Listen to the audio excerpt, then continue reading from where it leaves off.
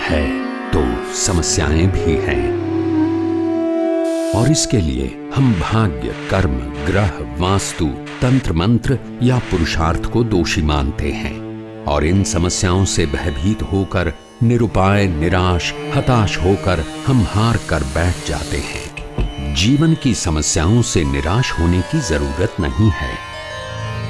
यदि मनुष्य तय करे और सद्गुरु की कृपा हो जाए तो जीवन में कुछ भी असंभव नहीं है, क्योंकि ईश्वर ने हमें जन्म के साथ वो शक्तियाँ दे दी है जिनके द्वारा हम जीवन में कुछ भी प्राप्त कर सकते हैं। जरूरत है अपने आप को पहचानने की। मंत्र योगी राज्य गुरु पूज्य श्री ध्रुव दत्त व्यास के मार्गदर्शन का लाभ पाएं।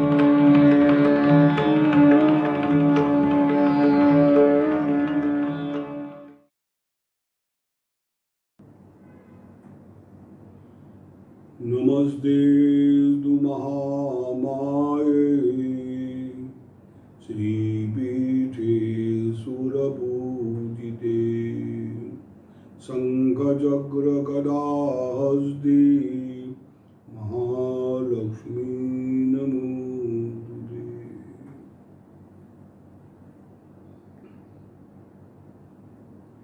हम देख रहे हैं कि महादेवी, महालक्ष्मी और असुरों का युद्ध चल रहा है। महिषासुर का युद्ध चल रहा है, भयानक युद्ध चल रहा है।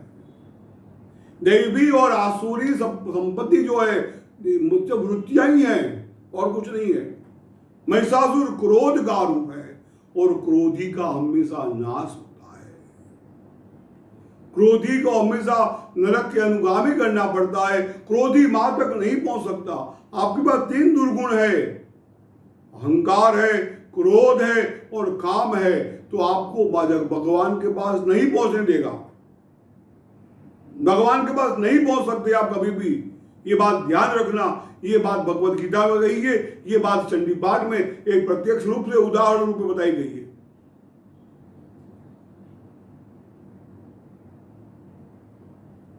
महिषासुर और भगवती का भयानक युद्ध होता है, अद्भुत युद्ध होता है, रोमहर्षण युद्ध होता है। उस समय महिषासुर को पकड़ने के लिए, बांधने के लिए माता मां ने कई पाश डाले हैं। हर बार वो अलग अलग विधि रूप में आ जाता है और अपने निकल जाता है उसके अंदर से। तब जगदम्बा ने यहाँ सुरापान करना शुरू किया। उत्तम प्रकार की मदिरा जो होती है उसका पान शुरू किया। इतना मदिरा पान किया है कि बोल नहीं पा रही थी। उत्तम प्रकार की मदिरा का पान शुरू कर दिया मां ने। अब मां मदिरा पान करती है, ये बात तो चंडी पाठ में आई है। कई लोग उसका बहुत गलत अर्थ करते हैं। भगवान करते हैं वो हमें करना है। भगवान जो करते हैं वो हमें करना है। लोग ऐसा करते हैं। कई लोग कहते हैं हमारे कोई कई बूढ़े हुए भांग पीते हैं लोग, भांग। भगवान शिवरात्रि को भांग पीनी चाहिए। अरे भगवान, ये भागवत जी में कथा है, रास लीला के वक्त, रास लीला में भगवान जब परम रास लीला खेलते हैं उस वक्त वरिष्ठ राजा सुखदेव जी से प्रश्न करता है, महाराज भगवान तो परम तत्वज्ञानी है, भगवान तो परम श्रेष्ठ है, ये ऐसे पर स्त्रियों को जैसे खेल सकते हैं। सुखदेव जी समझ गए कि राजा इस कथा का अधिकारी नहीं है। भगवान का कोई स्त्री विग्रह नहीं है। भगवान कोई पुरुष के रूप में नहीं आए हैं। कोई स्त्रियां सामान्य स्त्रियां नहीं थी जिसे भगवान को दंडिये खेल रहे थे। उसने कहा कि बड़े जो करते हैं, देवताओं जो करते हैं उसका मत सोचो, वो क्या कहते हैं उसको ही पकड़ के चलो। रास लीला जो है उसमें जो गोपियां थी वो बड़े बड़े योगी लोग थे। कई जन्मों से भगवान को उन्होंने कहा हमें सायुज्य मुक्ति चाहिए, कैवल्य मुक्ति नहीं चाहिए प्रभु। आपके श्रीअंग को स्पर्श करना है और हमें मुक्ति चाहिए। प्रभु ने कहा कि आपको अगर सायुज्य मुक्ति चाहिए तो स्त्री के रूप में जाना पड़ेगा। तो स्त्री एक त्याग है, पुरुष एक अहंकार है। स्त्री अपने माता पिता का घर छोड़ के एक अननोन व्यक्ति के साथ चली जाती है, एक ऐसे व्यक्ति को जिसको ज्यादा जानती भी नहीं है, सब कुछ छोड़ के, पूरी दुनिया छोड़ के नई दुनिया में चली जाती है, माँ बनती है, पत्नी बनती है, त्याग करती है। और त्याग का प्रतीक कोई है तो स्त्रियां हैं। भगवान ने मुक्ति देने के लिए, और दूसरी बात, भगवान ने जब रास ली थी ना, तब प्रभु की आयु थी 8 साल की, और गोपियां 2-2, 3-3 बच्चों की मां, 30-35 साल की उम्र होगी। अब आप सोचो कि एक 30-35 साल की औरत और एक 8 साल का बच्चा, कोई जातीय संबंध संभव है क्या? कोई विकृति संभव है क्या? नहीं है। ये तो केवल आज का आनंद था, एक दूसरे में मिक्स हो जाना, रसमय हो जाना, एक दूसरे में मिल जाना, यही उसका हेतु था, इसी का ध्येय था। माँ का सुरापान करना, उसका अर्थ ऐसा होता है कि वो अपने आप को भूल जाना चाहती थी कि मैं कौन हूं। आखिर तो महिषासुर की भी वो माँ थी, आखिर तो महिषासुर की भी वो माँ थी। वो अपने पुत्र को मारना था, अपने अंश को मारना था, वो नहीं, माँ नहीं मार सकती। कुपुत्रो जाए तो क्वचिदपि कुमाता न भवति। बेटा कुपुत्र हो सकता है, पुत्र कुपुत्र हो सकता है, मां कभी कुपुत्र नहीं हो सकती, कुमाता नहीं हो सकती। यहां यही वर्तमान था। इसलिए मां ने यहां पर मदिरापान सुनना शुरू किया, और फिर कहती है गर्ज गर्ज क्षण मूढ़ मधुया भक्तिवाम्यहम मया त्वया हते स्त्रैव गर्जिष्यन्त्या सुदेवता। हे मूर्ख, मुझे ये मदिरा पान करने दे, वहां तक तू कूद ले, नाच ले, जो करना हो कर ले। क्रोध को भी यही कहती है, ये क्रोध तू वहां तक ही क्रोध कर जहां तक मैं शांत बैठी हूं। कभी क्रोध मत करो, अहंकार मत करो। माँ को पाना है, माँ की गोद में बैठना है, प्रभु को पाना है, तो क्रोध को छोड़ दो। यहाँ महिषासुर क्रोधी, क्रोध का स्वरूप है, प्रतीक है। माँ ने सुरापान किया है और फिर उसको अपने पास से बांध लिया,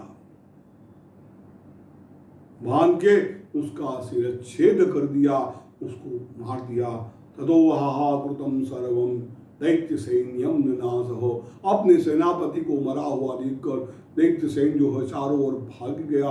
जो शिरोमुनियों थे वो जगदम्बा की स्तुति करने लगे, देवताओं ने माँ जगदम्बा की स्तुति किया। ऐसा करके 3रा अध्याय यहाँ पूर्ण होता है। उसके बाद 4th अध्याय का प्रारंभ होता है। ये अध्याय बहुत महत्व का है। यहाँ भी यज्ञ वगैरह होता है, माँ जगदम्बा की स्तुति प्रार्थना होती है, पूजा होती है, हर जगह इस अध्याय का पाठ होता है। इसको सक्रादय स्तुति कहते हैं। सक्रादय अर्थ होता है, सक्र मतलब इंद्र, इंद्रादि देवताओं ने जो जगदम्बा की स्तुति की, उसकी ये स्तुति है। अब इस स्तुति का इतना सारा रहस्य है, 40 श्लोक है इसके अंदर। माँ की जो शक्ति है, माँ का जो स्वरूप है, उसका उसमें वर्णन किया गया है कि माँ क्या है। दुर्गे स्मृता हरसि भीतिमसे सजन्तो स्वस्थै स्मृता मतिमति वसुभं ददासि दारिद्र्य दुःख भयहारिणि काद्वगन्यां सर्वोपकार करणाय सदार्दचित्ता। हे माँ, आप कितने कोमल हृदय की है, आप कोमल हृदय की है, आप सब पे कृपा करती है माँ, सब पे दया करती है। आपका स्मरण मात्र, दुर्गे स्मृता हरसि भीतिमसे सजन्तो। कोई भी जीव जी दुर्गा नाम का स्मरण करेगा, दुर्गा नाम बोलेगा, दुर्गा की स्मृति करेगा, उसकी कितनी भी आपत्तियां होगी, मां आप दूर करती हूं। ये अनुभव सिद्ध है। जिन लोगों ने माँ की शरण ली, जो लोग माँ के पास गए, और माँ शब्द का अर्थ ही वो है,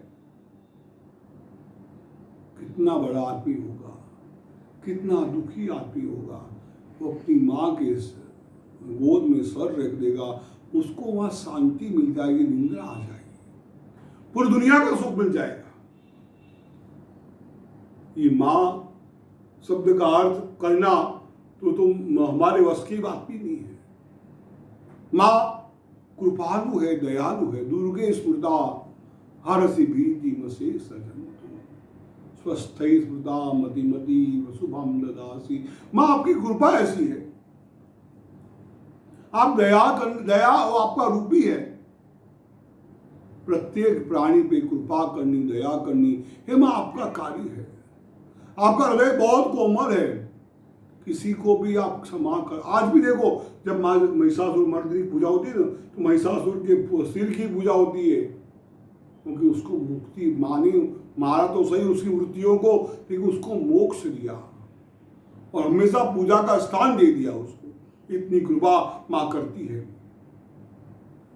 स्तुति के अंदर, स्तुति का अगर मैं वर्णन करने बैठूंगा तो मैं पूरा 10 सप्ताह चलता रहूँगा।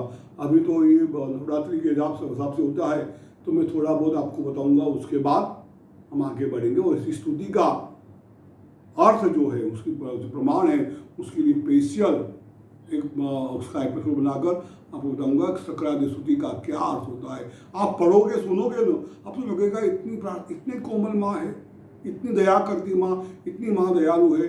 माँ जगदम्बा सब पे दया करे, और जो स्तुति करेगा, जो ध्यान देगा, जो नाम लेगा दुर्गा का, दुर्गा उस पर अवश्य कृपा करेगी, इतना हमें पक्का विश्वास है। जय जगदम्बा।